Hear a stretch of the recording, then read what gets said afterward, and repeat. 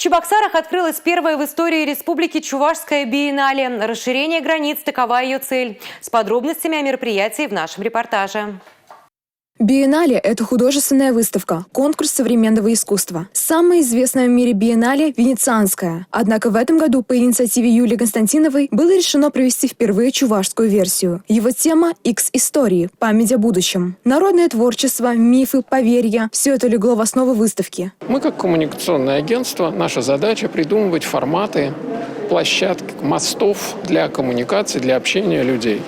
Биеннале, безусловно, один из таких мостов, который позволяет увидеть жителям Чебоксар современное искусство. По словам замминистра культуры Георгия Богуславского, эта биеннале будет первой ласточкой по открытию новых чувашских талантов. Отбор работ проводился на конкурсной основе. Команда кураторов пригласила художников всех возрастов и национальностей поразмышлять о мировоззрении народа и его искусстве. Им удалось воплотить свою задумку в жизнь. На выставке представлены различные экспонаты, от картин и вышивок до живых иллюстраций. Для создания одежды коллекции «Могучий дуб» студенты Чебоксарского художественного училища Екатерина Ефимова и Анастасия Сильвестрова изучили предания, мифы, сказки, просмотрели фильмы о чувашском дубе и попытались отобразить это в своей коллекции.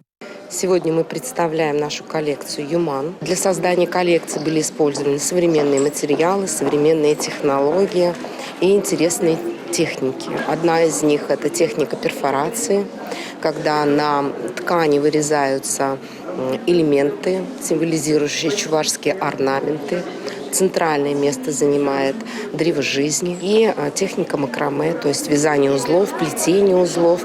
Биеннале действительно произвела тот эффект, на который и рассчитывали организаторы. Люди удивлены и довольны ею. Я никогда не могла представить, что в Чувашии что-то подобное произойдет, потому что мы немножко живем в очень традиционных таких рамочках. И то, что происходит сегодня в художественном музее, это очень большая гордость, это огромный шаг, я думаю, для нашего дальнейшего творчества и для художников.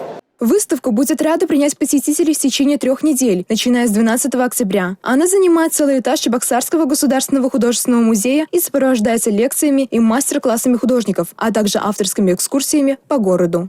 Татьяна Тетина, Елизавета Цветкова, Игорь Зверев, Республика.